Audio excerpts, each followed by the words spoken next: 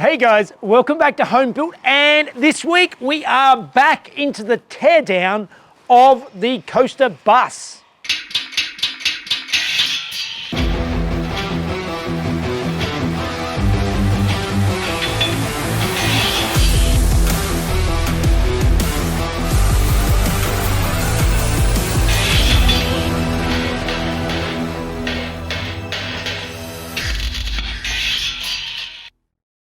Alright guys, before we get into it today, I thought we'd take a second out to thank this week's video sponsor, which is 70My and their 800S dash cam. Now, I've been using a 70My dash cam for at least 12 months now, and it's come in super handy. It's a 4K dash cam. It also has the option of a rear camera, so you can record front and rear at the same time. Front is 4K, rear is 1080p. Installing the dash cam into the car could not be easier. Basically, you work out roughly where I want this to go. I want it to go about there. So you start with an electrostatic sticker that we stick onto the windscreen. Before you mount the camera, insert a micro SD card, then just attach it to the mounting spot on the electrostatic sticker. Peel off the screen protector and you're done. That was really easy to mount, and now it also comes with a cigarette lighter, USB mount, and a long USB cable to mount it in. But I'm going to use the optional hardwiring kit and hardwire it into the car now. It also has a parking mode that records suspicious activity when parked. So I tuck the wires with the handy trim tool provided. Opening up my fuse box, the wires are clearly labelled, and I wrap them around the outgoing leg of an existing fuse, constant power and switch power, and then just ground to the chassis. I just close it all back up. And now it's wired in. All I have to do is just connect in the USB port and we're done. Then it's just a matter of setting up the basic options like your language, time and date, etc. All right, so that was pretty easy. It's all connected up and working as it's supposed to. So I've downloaded the 70My app, and now I can access the camera from my phone and see what's happening with the car at all times. Let's go out and give it a test and see how it works. As you can see here, it gives nice, crisp, clear footage that's all time and date stamped, and also gives a location. So if anything ever happens, you've got a record of it. It has the exclusive 70My night hour vision, which improves night footage, achieving better clarity, exposure balance, color saturation, and light glare control. As you can see, the 4K footage is crystal clear, and you can really pick up number plates and things like that, which is something that not a lot of the cameras, despite how crisp the image looks, they don't always, when you zoom in, actually pick up a number plate. So it's also got an advanced loop system, so it does take a memory card, but it will go through and continue to write over the oldest footage there, so you know that you're kept up to date and the footage is all there. All right, and 70My are running a promotion for Prime Day, so if you follow my link in the description, head over there. They've got some really good deals going, particularly to this, the 800S, which is their most popular and quite an affordable model. And definitely go out and help out the companies that help out the channel. So, all right, let's continue tearing into this bus / truck. All right, guys, welcome back. And those of you who are just joining me, this is my Frankenhauler project. It is my 1954 Ford F600 truck cab that I am going to be putting onto this 1995 Toyota Coaster bus chassis. Last week, I cut most of the bus away, but there's still a little bit left. If you missed it, I'll put a link up above so you can catch up. And like always, do the things, subscribe, like and comment. That stuff all helps out this crazy algorithm. So yeah, definitely help me out there. On the bus, yeah, it seems like lots of people enjoyed that carnage, and it was quite a cathartic thing. It's always nice to do some sort of demolition and just hack into stuff. But there are a few discoveries I made along the way, and I might take you through them now, just so I can sort of show you what I'm dealing with. All right, so as you know, I went through and cut the body off, and as part of that, this was actually the heater lines for the front heater that was up in here. And like I mentioned, there are 2 other heaters that were under the seats at the back. So one there and one there. And you can see that they actually have coolant lines running from the engine going back to the heaters. What I did find interesting is when I cut these hoses at the front here, there was no coolant that came out. And that turns out that the lines that they were connected to were disconnected.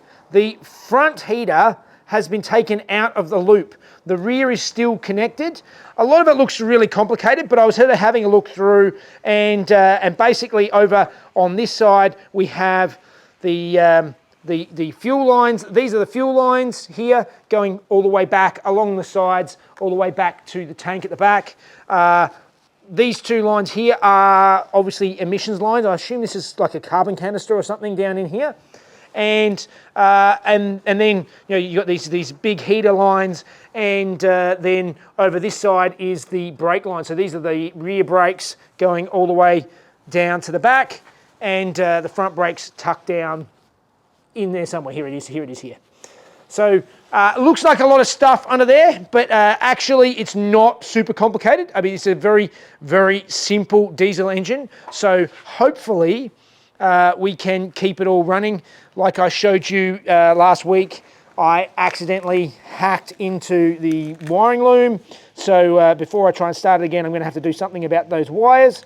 I don't know how many of them I need. We'll cross that bridge when we get to it.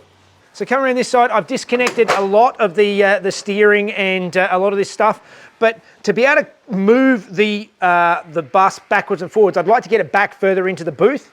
But to do that, I need to be able to keep a clutch pedal. I don't really need to change steering much. I can manually put the bus into gear. All of that stuff is relatively easy. It's just keeping a clutch pedal. So I have to try and consciously keep that going while I'm moving it around. Okay, I've been sitting back and doing a bit of pondering, and I think the next step is going to be to remove the remainder of the floor from the back of the chassis. So to do that, first thing I need to do is remove these heaters. So let me show you how we're going to do that. So I showed you that these front lines are not connected, but these lines still are, and there's basically the heat system is just a loop of coolant that comes out of the engine and back. Now there is a valve right here that has a cable going up to the front that switches opens the valve up, lets the heat go through the heaters down the back. So what I'm going to do now is I'm going to get in and loop this system back to itself and remove the rear lines out of the equation. So let's disconnect this, disconnect where they come in or out of the block. I'm actually not sure which direction it goes, but it doesn't really matter. Let's just loop it on itself and we should be good.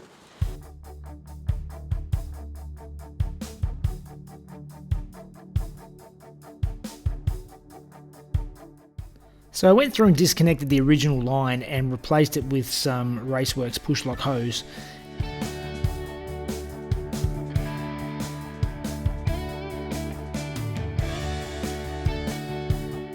And after studying all these hoses a little bit further, I realised that this engine actually has 2 heater outlets and 1 heater inlet. So I had to do something about that. So I cut off a bit of the T-piece that was already going to the back heaters in the coaster and got out this really cool bead rolling tool. It really makes quick work of turning a rough bit of metal into something that will actually keep the hoses on.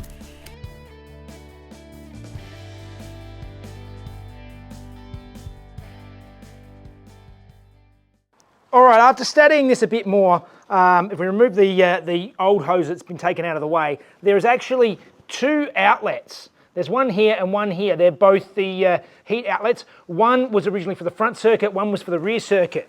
And then they came over and there was a crossover pipe was in the middle, which I've now cut out, and I just rolled some beads onto the end so that the hoses won't slide off. I need to tee the 2 outlets together into the 1 return line, which is this one over here.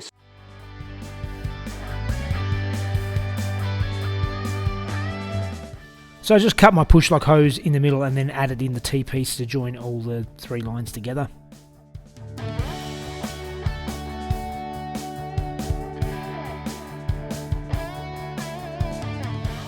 Now I'm moving further rearward and just removing everything that is still connected to the floor of the bus, so I can get rid of it and just be left with the chassis.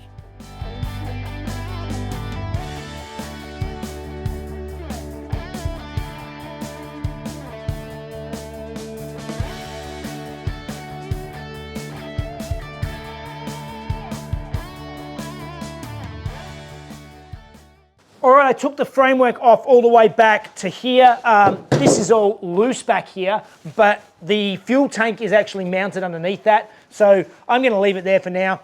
I remounted the frame at the front here. I took it off, but I put it back on again because I think it'll be a nice base, at least to start with, to test the cab sitting on here. It's just sort of something that, a basic flat framework that the cab will sit on nicely. So I think next thing to do is I need to be able to move this forward to be able to try and put the cab on. So let's go over and have a look at those wires I mangled last week. So I'm going through and taping over every frayed end of wire so that I don't blow fuses when they short out on each other. All right, I've gone through and capped off all of the cut wires. I don't want to try and join them together at the moment because it's going to take ages. I just wanted to stop blowing a bunch of fuses if I try and start the thing. Hopefully most of these things are controlling the rear heaters and the tail lights and things like that, things that I don't actually need to get it to move backwards and forwards in the shed. So let's see how we go starting it. All right, and at least now we don't have to jump start it because Varta batteries came to the party and have sorted me out with a couple of really good heavy duty batteries for the Frankenhauler. This is going to make my life much easier because like you saw last week, starting it was a real pain trying to jump start the 24 volt thing. So these are 2 brand new Varta batteries. Let's connect these up and then we'll see if it cranks.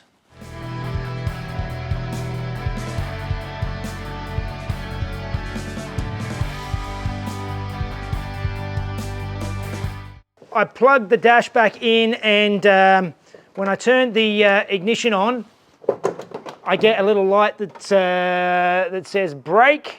That will actually focus. But I turn it around, absolutely nothing happens. Only thing I do get is if I play around with the ignition on and I play around with the gear linkages and I get this in reverse, I still have a reversing beeper, so that still works. So as much as I wanted to put off actually repairing this loom, I had to go through and do it, and I'm using a combination of the little heat shrink solder connectors and some regular heat shrink and crimp connectors, just because that's what I had on hand, and it is quite time consuming, but I have a repaired loom when I'm done. Well, that was a fun way to spend the last hour or so going through and repairing all of my cut wires. It wasn't too difficult because I just matched the colors and just went through and crimped and soldered them together. Some of these little solder heat connections I had never really used before, but they work quite well for this instance. I don't know if I'd use it all the time, but for what I'm doing here, that was probably the easiest way, but I didn't have that many of them here and I wasn't going to go and buy some more. So using what I had, yeah, crimp connectors and heat shrink, and I've gone through, repaired this whole loom. I also noticed there was a bunch of grounds that I hadn't connected to the fuse and relay box, which probably would have also been part of the reason why I wasn't starting. So now this is all repaired, let's connect the batteries back up again and see if it will actually start this time. Now, oh, that looks better. We actually have lights on the dash. Glow plug went out. And it cranks straight up. We have a runner. That makes life much easier.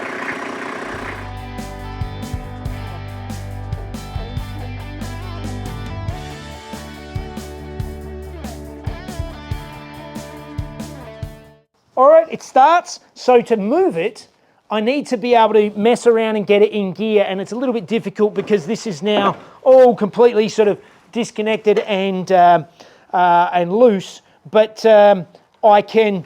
What I'm going to do is I'm going to disconnect the linkage for the gear shift for the time being, and and just manually control these two levers to get it into gear. I'm going to put a couple of bits of tape on it so they both pull up and down to change the gears. One of them does the left and right, and one of them does the forwards and backwards. So I'll just label, up for left and down for right or whatever, and up for forward and down for backwards on the other one.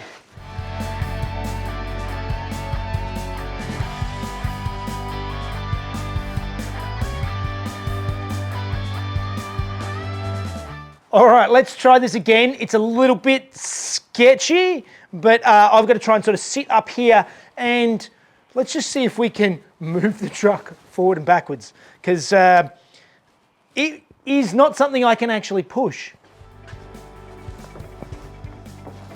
Okay.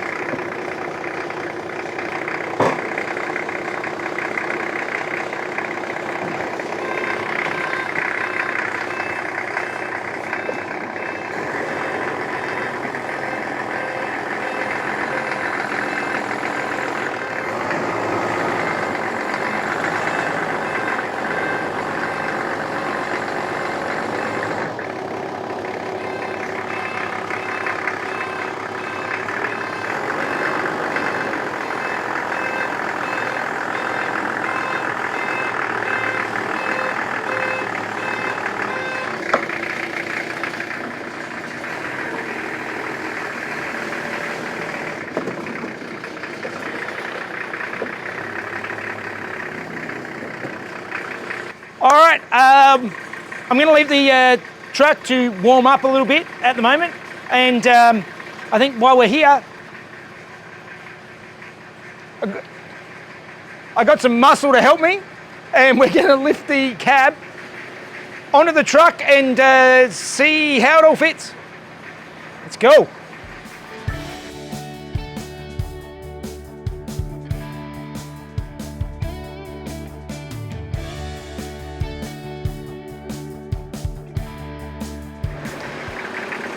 I could probably wrestle with it from there.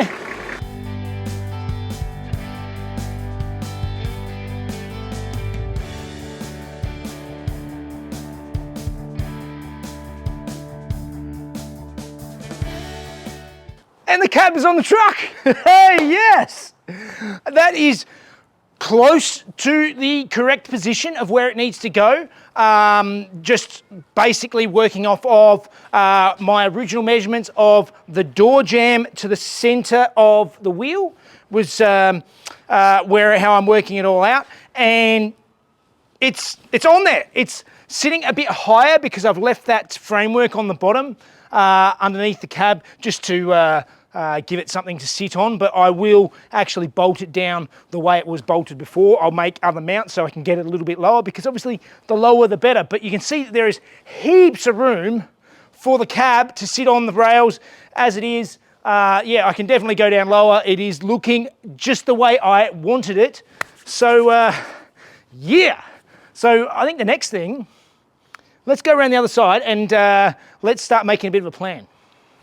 All right, so the next step that I want to do is I want to get one of the guards over here and sit it on and just see if we can roughly line up where it's going to go and start formulating a bit of a plan of how this is all going to come together, see if we've got enough length in the nose of the cab to cover in the radiator and things like that. We'll just see how things line up. Let's start piecing bits together and see what we come up with.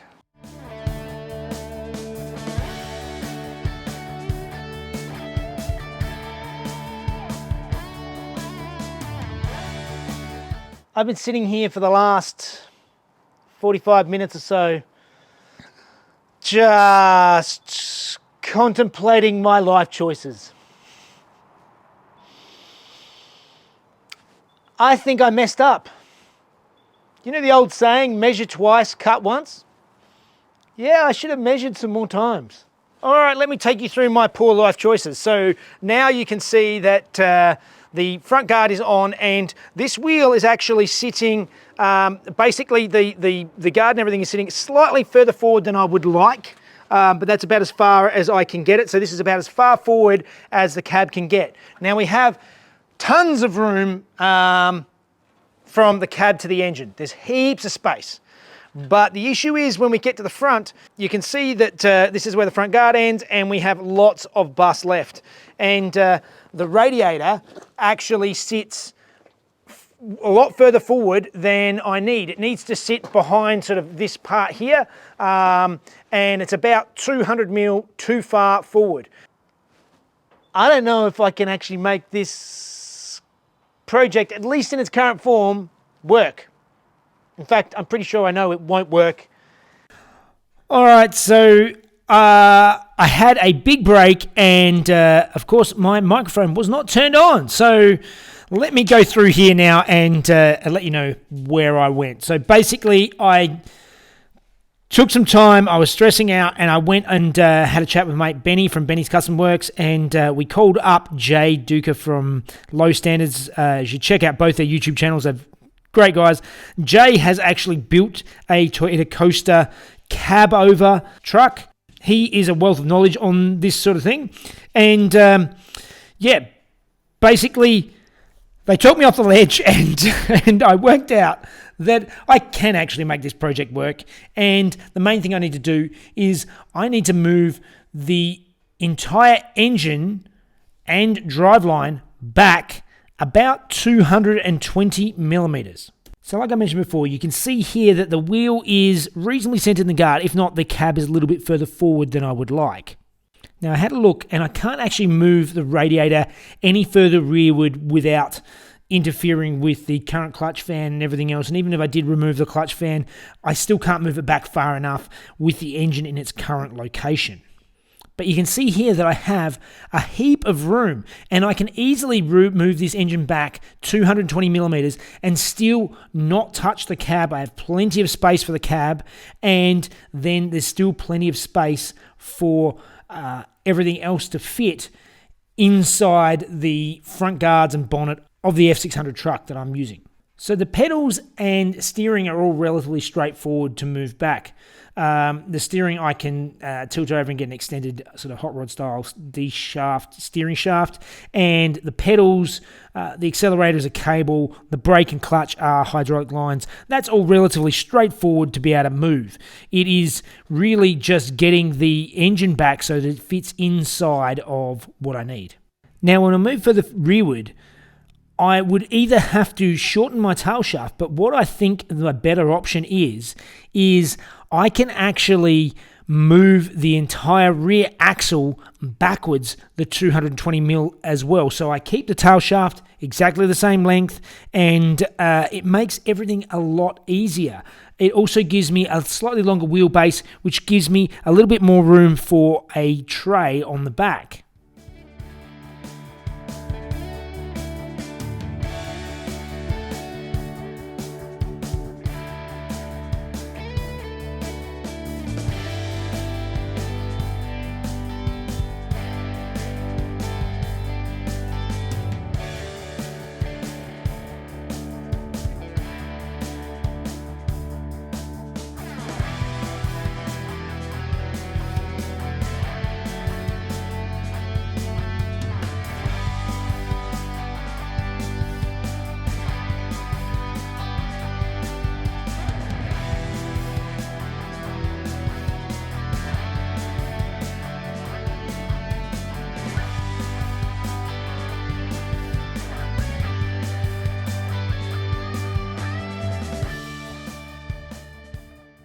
All right, we're getting there. We've got a bunch more room for activities, but you can see that moving the engine back is not going to be a complete nightmare because we've got straight frame rails. So we just need to move everything back 220 mil, about that far.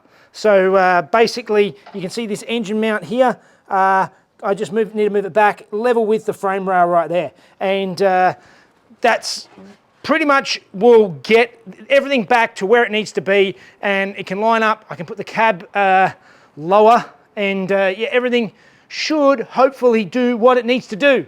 So now I'm going to remove the column and the steering shaft, and keep picking away to try and get rid of the rest of this body.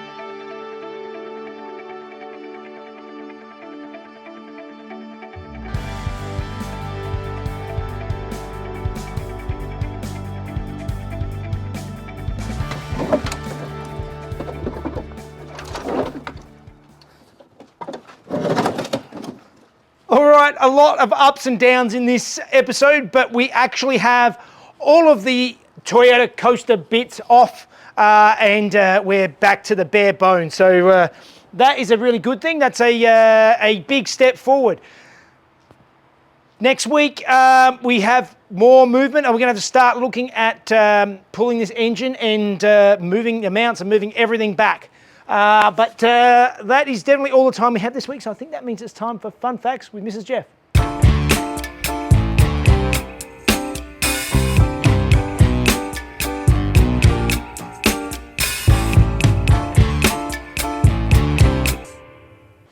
Hi guys. By 1906, the Ford Motor Company had expanded its lineup to give its customers choices. The models A and C were replaced with the Model N, and this was Ford's new entry-level car, now with a front engine. It was a 4-cylinder car making 15 horsepower, and by the end of its run, 7,000 of them were made. A lot of its success was due to its low entry point, with a price tag of $500. So stepping up in the lineup was the Model R and the Model S. The R was a 1907 model, which used the same chassis as the N, but with wheel fenders, running boards, and oil lamps. The R was $650, and around 2,500 of them were sold. The Model S was introduced for 1908 with small upgrades over the R and a slightly higher price tag of $50 more at $700. 3,750 of these Model S's were sold before Ford changed its whole direction at the end of 1908. All right, so we have after a minor freak out midway through the week, I'm much more calm now, and I have a plan moving forward for the truck. It's always good to go and have a chat to some mates and just talk through these issues. And yeah, I was just letting things get to me, and I was thinking, no, where have I gone wrong? And yeah, it's not going to be that big of a drama, but we do have to move the engine rearward and sort of everything backwards, but that's not a bad thing. And it's going to be more complicated than you thought. But I think that's often the way, isn't it? You tend to, Jeff's definitely a half glass full kind of guy. Yeah, look, good. I'm optimistic, and look, Yeah. and it's not that big a deal. It's just I thought I could leave the engine where it was and just basically just plonk the cab on and connect up the steering and the pedals, and we're off to the races. And it's not quite that simple, but it's still not going to be that complicated. So, Would you say your freak out was on the same scale as the Ferrari freak out? no, Okay. nowhere near Probably as because you like nipped it in the bud as well yeah. before it got. Yeah. So again, thanks to Benny and Jay for talking through it with me, and yeah, we've got a plan. Was it smoothing those troubled waters? Yeah. Thank you so much, guys, because All right. that would have been hard to live with. Like, subscribe, let Jeff know what you think, and if you want to help him out, Patreon, see the videos a day early too, no ads. Yeah. I think that is everything. We'll see you next week. See you Bye, guys. Hi, guys. By 1906, let me do that again, that sounded really sleazy. Hi guys. Hey, guys. By 1906, the Ford Model Company had expanded. It's not a Ford Model Company. Yes. Yes, I winged that, I wasn't sure. The R was an